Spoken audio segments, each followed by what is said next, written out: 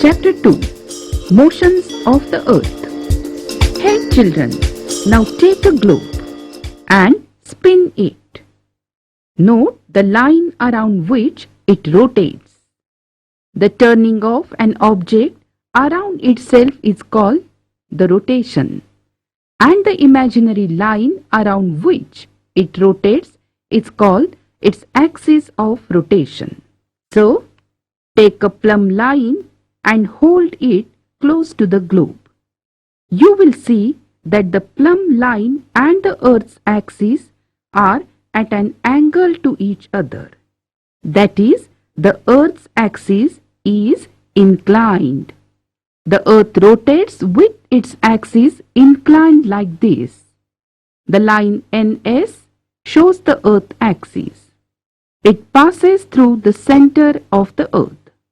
The points N and S are the poles of the Earth. N is North Pole and S is the South Pole. Suppose, if a circle were drawn around the surface of the Earth exactly in between the North and South poles, it would divide the Earth into two equal parts. But children, tell me, is it possible to draw a circle like this? No, that means we have to just imagine it. So this imaginary circle is called the equator. The two equal parts it makes of the Earth are called the northern hemisphere and the southern hemisphere respectively. Now stand a candle in the middle of a large table. Draw a big circle around the candle. Place the globe at any point on this circle. Light the candle. But take precaution that there should be dark in the room. And also suppose that the candle is the sun. Observe which part of the globe gets the sun's light and which does not. Looking at the globe from the direction of the North Pole, turn it anti-clockwise. Why? Because the Earth rotates in this direction only, that is from west to east. As the Earth rotates, its different parts come into the light of the sun one after the other and turn away from it also in the same order. This is how the formation of day and night takes place on the Earth. Now we'll see how the sunset and the sunrise takes place. Stick a red bindi on the globe. Set up the same model of the globe and the candle. Turn the globe anti-clockwise. The starting point is the sunrise. After one sunrise, note when the next one occurs at the bindi. You will see that this happens only when the Earth completes one rotation. That is, when it makes one complete turn around itself. This period of time that the Earth takes to complete one rotation is called a day. A day has two parts, daytime and nighttime, or simply you can say day and night.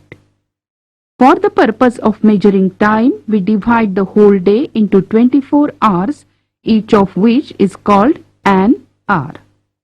Now move the globe along the circle on the table. This is how the Earth revolves around the sun even as it rotates around itself.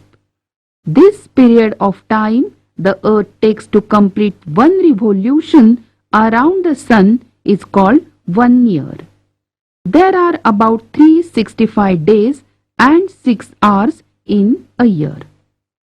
We all use Gregorian calendar. In this calendar, the year is taken to have 365 days. It means that it counts 6 hours less every year. That means 24 hours or 1 day in every 4 years. To make up for this lost 1 day, the month of February in the Gregorian calendar has an extra day every 4 years. This year is called a leap year and it has 366 days instead of 365 days. And the February has 29 instead of 28 days. Now about the full moon and the new moon. The moon revolves around the earth and the earth revolves around the sun. However, these two orbits intersect. Hence, the sun, the moon and the earth are not always along a straight line. We see half of the moon's surface which faces the earth. The moon has no light of its own, but we can see the moon because of the sun's light that falls on it. On a full moon night, we see the entire side of the moon that faces the earth. On a new moon night, we cannot see any of it. From the full moon to the new moon, the illuminated part of the moon seen from the earth becomes smaller and smaller and smaller. From new moon to full moon, it again grows bigger and bigger and bigger.